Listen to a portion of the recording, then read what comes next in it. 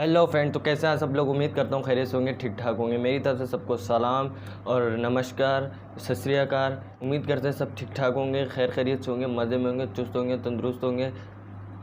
ऊपर वाला सबको खुश रखे।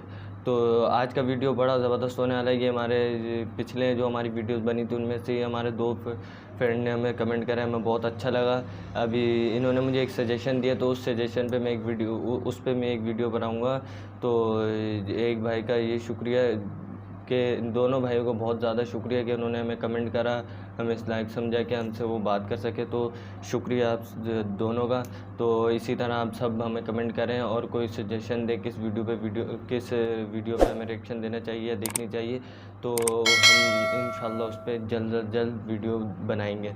तो आज का वीडियो है PM Modi speech at United nation पे। तो ये वीडियो आज देख लेते हैं। पीएम मोदी ने कोई स्पीच दी है यूनाइटेड नेशन में, आज उनकी स्पीच सुन लेते हैं। पीछे मैंने एक उनकी स्पीच सुनी थी, बहुत बढ़िया थी, जिसके अंदर मोदी, मैंने ऐसे ही बोल दिया, मोदी ब्रांड है, ब्रांड तो ब्रांड वाली बात करी उन्होंने। बेहतरीन स्पीच थी, वो भी आप ऊपर मैं बेल आइकन दे दूँगा, ऊपर जाके आप वाली वीडियो देख सकते हैं। तो चलिए शुरू करते हैं, ना आपका टाइम ज़ाया करेंगे ना अपना, स्टार्ट करते हैं। तो PM Modi speech at United Nation start करते हैं, रुक जाए, ready. Hello and welcome to Study IQ. Now first of all focus करते हैं यूनाइटेड नेशंस के हेडक्वार्टर्स पे। तो यहाँ पे आप देखोगे ये है एशिया और यूएन के हेडक्वार्टर्स हैं यूएस में। सो मैं जूम इन कर रहा हूँ यहाँ पर यूएस पे। Over here you can see ये है यूएस। यहाँ पे आपको दिखाता हूँ बॉर्डर्स, और हम यहाँ पे जूम इन करेंगे न्यूयॉर्क में। ऑलराइट, तो यहाँ पे आप देखोगे दिस इज़ न्यूयॉर्क और यहाँ पे है यूएन हेडक्वार्टर्स। अब ये जो बिल्डिंग है आपके सामने, ये बिल्डिंग बहुत ही इंपॉर्टेंट है। इसी बिल्डिंग में आपको मिलेगा यूएनजीए, मतलब कि यूनाइटेड नेशंस जनरल असेंबली, और इसी बिल्डिंग में है यूनाइटेड नेशंस सिक्योरिटी काउंसिल। दोनों में मेजर डिफरेंस ये है, पहली बात तो पावर का, डिसीजन मेकिंग का। दूसरी बात यह है कि यूनाइटेड नेशंस सिक्योरिटी काउंसिल में मेंबर हैं 15, 5 परमानेंट और 10 टेम्परेरी। और जो यूएनजीए है, यूनाइटेड नेशंस जनरल असेंबली, वहाँ पर टोटल मेंबर्स हैं 193। एक क्वेश्चन आपसे यहाँ पे ये पूछूंगा कि लेटेस्ट मेंबर कौन सा था, मतलब कि 193rd मेंबर कौन सा था यूनाइटेड नेशंस जनरल असेंबली में। नीचे कमेंट सेक्शन में इसका आंसर करना। वीडियो के एंड में इसका करेक्ट आंसर मैं आपको प्रोवाइड करूंगा। नाउ अगर दुनिया में इस वक्त पैंडेमिक ना चल रहा होता तो दुनिया भर के लीडर्स यहाँ पे इकट्ठा होते न्यूयॉर्क में और यूएन जनरल असेंबली में अपना एक भाषण देते। तो सिंस आज के टाइम में ट्रैवलिंग इतनी हो नहीं रही, तो जो वर्ल्ड लीडर्स हैं वो यहाँ पर भेज रहे हैं एक प्री रिकॉर्डेड वीडियो। ये प्ले होती है यूएन की जनरल असेंबली में, और अभी के लिए जो ये सेशन है 2020 का, ये ऐसे ही चला है। और इस वीडियो में हम फोकस करेंगे कि हमारे देश के प्रधानमंत्री नरेंद्र मोदी ने क्या कहा है एट यूएनजीए। बहुत ही इंपॉर्टेंट पॉइंट्स है about India's foreign policy and diplomacy. तो बहुत कुछ आपको जानने को मिलेगा, a lot to know, a lot to discuss as always. But before we begin, go to Google Play Store, download करें यहाँ पर स्टडी आईक्यू एजुकेशन ऐप, और यहाँ पे आप खरीद सकते हैं मेरा साइंस एंड टेक कोर्स। बहुत से टॉपिक्स जैसे कि बायोटेक, डिफेंस, स्पेस और वेरियस अदर टॉपिक्स मैंने यहाँ पे कवर किए हैं। आपको रेगुलर वीडियोस भी यहाँ पर मिलेगी अबाउट साइंस एंड टेक का topics. So go to Google Play Store app and buy the GS science and tech course today. अब देखो, जो स्पीच था काफ़ी लंबा था, इसके जो मेन पॉइंट्स हैं उन पर हम फोकस करेंगे। और इस पूरे स्पीच में मैं कहूँगा सबसे सेंट्रल पॉइंट ये था कि इंडिया ने पहली बार यूएन में खड़े होकर यूएन में ही यूएन के स्ट्रक्चर की आलोचना करी है ओपनली।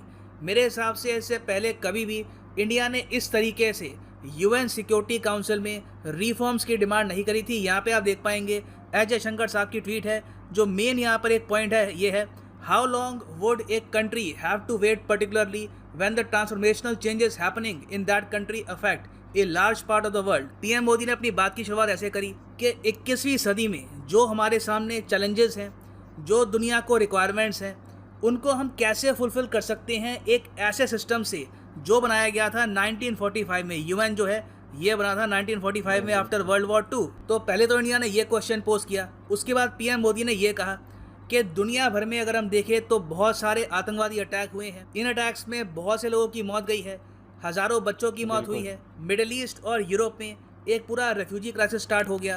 क्या इन सब इश्यूज़ को हैंडल करने में यूनाइटेड नेशन सफिशिएंट था? Were the efforts of United Nation sufficient during those times and are these efforts adequate even today? आगे कहते हैं, आज के समय पूरी दुनिया कोविड-19 से लड़ रही है। पिछले 8 से लेकर 9 महीने से कोविड-19 से बड़े बड़े देश रशिया, यूएस, इंडिया ये स्ट्रगल कर रहे हैं। इस सब में क्या यूएन का रोल काफ़ी रहा है? ये इनका मेन बहुत ही बड़ा क्वेश्चन है। Where is the United Nations in this joint fight against the pandemic, where is its effective response. तो देखिए यहाँ पे दबे शब्दों में पीएम मोदी ने WHO पर भी सवाल उठाया, क्योंकि देखिए ऑब्वियसली WHO आता है UN के अंडर, मगर इस पूरे पेंडेमिक के जो इनिशियल डेज थी उसमें वर्ल्ड हेल्थ ऑर्गेनाइजेशन ने काफ़ी जो डिटेल्स से प्रोवाइड किया नहीं प्रॉपरली। जो ट्रैवल बैन था इसका क्रिटिसिज्म किया और काफ़ी जगह WHO चाइना के बचाव में भी आया regarding the origin of the virus. फिर उसके बाद पीएम मोदी पहुंचे अपने मेन पॉइंट पे कि यूनाइटेड नेशंस पर आज भी इंडिया में काफ़ी फेथ है, काफ़ी रिस्पेक्ट है UN के प्रति, मगर ये बात भी सच है कि इंडिया के लोग बहुत ही लंबे समय से वेट कर रहे हैं कि यूनाइटेड नेशंस में रिफॉर्म्स कब आएंगे, बदलाव कब आएगा। ये जो सेंटेंस है बहुत ही इंपॉर्टेंट है। Today people of India are concerned whether this reform process will ever reach its logical conclusion. जो यूनाइटेड नेशन सिक्योरिटी काउंसिल का विस्तार होना है, क्या ये कभी हो भी पाएगा या नहीं? कब तक आप इंडिया जैसे बड़े देश को बाहर रखोगे डिसीजन मेकिंग प्रोसेस से ऑफ द यूनाइटेड नेशंस? तो यहाँ पर इंडिया ने बहुत ही अग्रेसिवली डिमांड किया है कि फाइनली टाइम आ चुका है कि हम लोग अब UN सिक्योरिटी काउंसिल का विस्तार करें, कुछ चेंजेस करें, क्योंकि क्लियरली आज के समय जो मैकेनिज्म है ये काफ़ी नहीं है to deal with current challenges. और दूसरी बात ये भी है कि UN सिक्योरिटी काउंसिल में यूरोप की रिप्रेजेंटेशन बहुत ज़्यादा है कंपेयर टू एशिया। आप अगर सोच कर देखें आबादी के हिसाब से यूरोप एशिया से काफ़ी कम है, मगर तब भी 3 यूरोपियन कंट्रीज़ हैं that are part of United Nation Security council.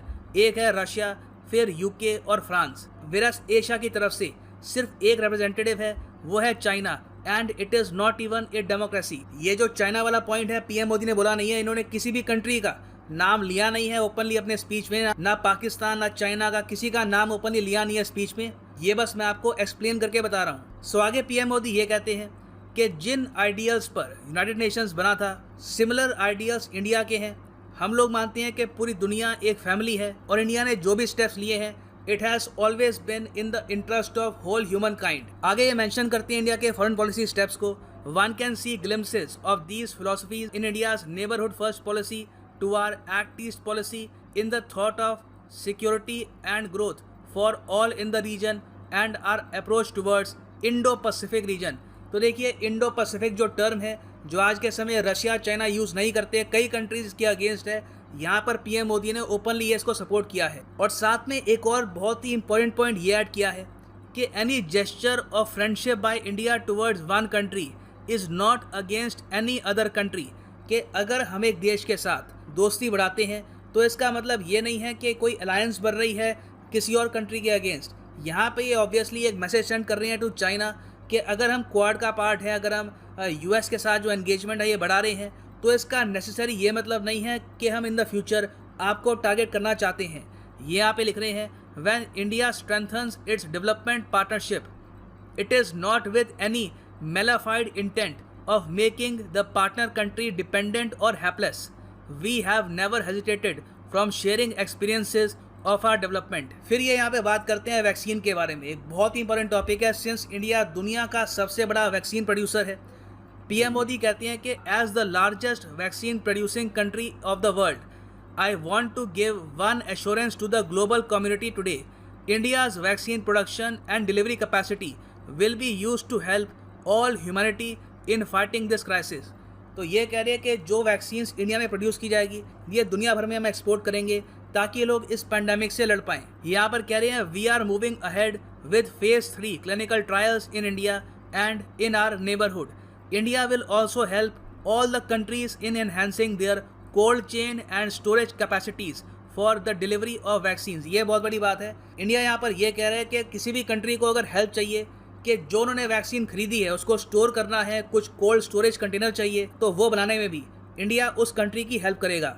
मगर इस सब के बीच में एक बहुत ही बड़ा क्वेश्चन यहाँ पर यह सामने आता है कि क्या इंडिया के पास अभी के लिए इतने फंड्स हैं कि हम इमीडिएटली अपनी सारी जनसंख्या के लिए ये वैक्सीन परचेज कर पाएँ।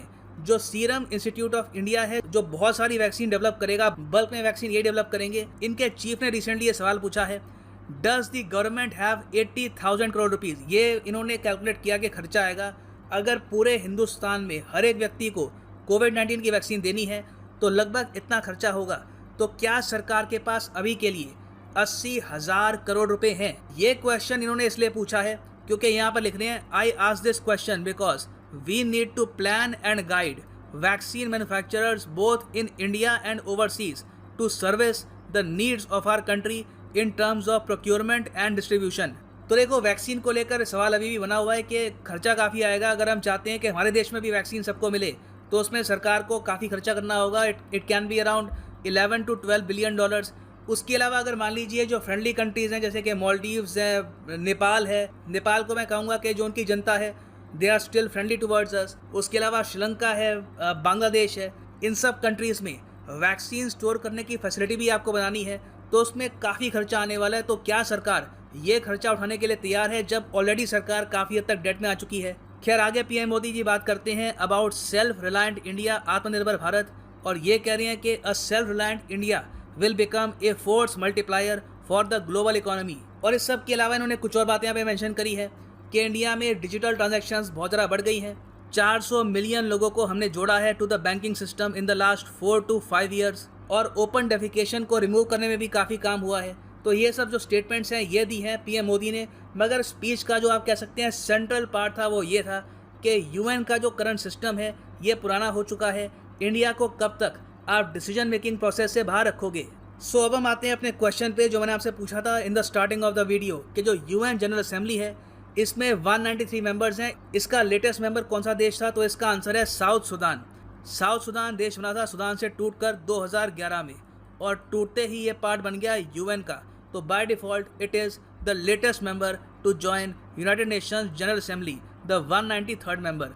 तो अभी के लिए ये है एंड इस वीडियो का। Thanks for listening and as उम्मीद है ये वीडियो आप सबको पसंद आई होगी। बहुत बेहतरीन बातें करी नरेंद्र मोदी ने यूनाइटेड नेशन के बारे में, सही बातें करी, मुझे बहुत अच्छी लगी इनकी बातें तो पिछली वीडियो में भी इनकी बातें मुझे बहुत अच्छी लगी थी। उन्होंने स्पीच दी थी, अभी इन्होंने यूनाइटेड नेशन में जो भारत के लिए जो स्पीच दी है उसमें बहुत बेहतरीन बातें करी हैं जो सही हैं। मुझे तो बहुत अच्छी लगी इनकी ये स्पीच, बेहतरीन, बहुत आला किस्म की, बहुत आला किस्म की। तो उम्मीद है ये वीडियो आप सब फ्रेंड को पसंद आई होगी। पसंद आई है तो प्लीज़ अभी जाएं और लाइक का बटन दबा दें और साथ में सब्सक्राइब का बटन दबा दें। उसके साथ बेल आइकन आएगा, बेल आइकन दबा दें ताकि हमारी हर आने वाली वीडियो की नोटिफिकेशन आप सब फ्रेंड तक रेगुलरली पहुंचती रहे। तो इसी तरह हमारा चैनल चलता रहेगा, ग्रो अप करता रहेगा। तो चलते हैं, हमें इजाज़त दें। अगर आपको किसी वीडियो पर रिएक्शन करवाना है या वीडियो दिखानी है तो प्लीज़ उसका लिंक मुझे डिस्क्रिप्शन में, उसका नाम मुझे उसमें कमेंट बॉक्स में दे दीजिए, तो मैं आप इंशाल्लाह वाली वीडियो देखेंगे साथ में बैठकर। चलते हैं, अल्लाह हाफ़िज़।